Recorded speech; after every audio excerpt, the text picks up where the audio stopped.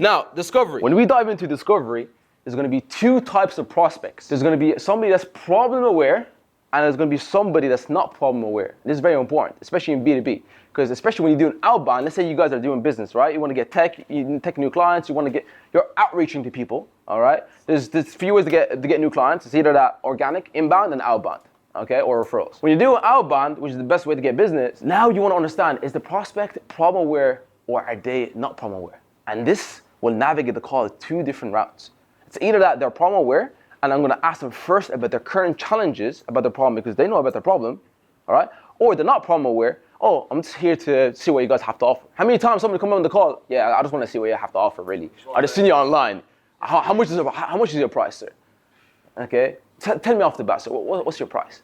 Okay, so this allows us then to understand. Okay, they know their problem. Okay, we'll just start with their problem and dive deep into that, or we can just start with understanding their goals, what they're trying to do. But most unlikely, the people that are not problem aware, we can actually find their actual problem by asking skilled questions, and there we can actually widen the gap and find something that we can use as ammo to close the deal later on. Does that make sense? So for example, for problem first, somebody that believes has a problem, the first thing that we do in B2B, for example, let's say I'm selling TikTok services.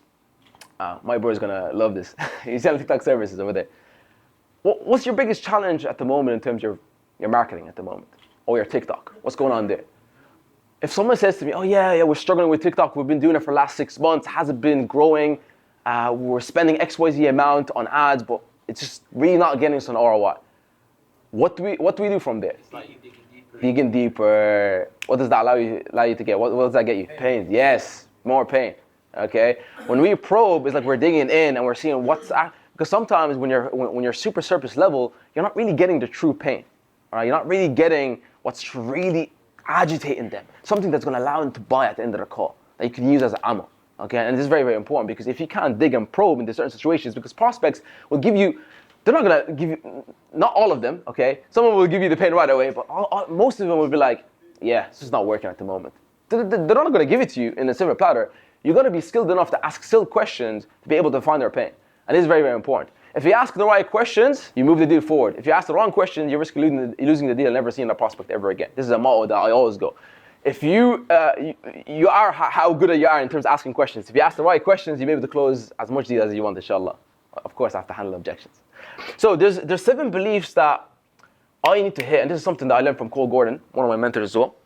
And this is beliefs that I need to hit with my questions, which is pain, doubt, cost, desire, money, support, and trust, which is very, very important. Pain, doubt, cost, desire, money, support, and trust are 7 beliefs that the prospect must have to buy.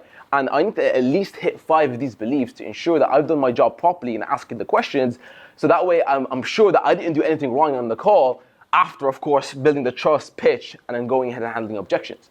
So this is very, very important for us to ensure that we have the prospect pain, their goal, and understanding where can we navigate the call. It's very, very important for us to actually hit these beliefs. Let's say now we actually go through these beliefs, we ask the right questions, amazing, we have their pain, we have their goals, we have everything. Transition. So a lot of guys mess up this, by the way.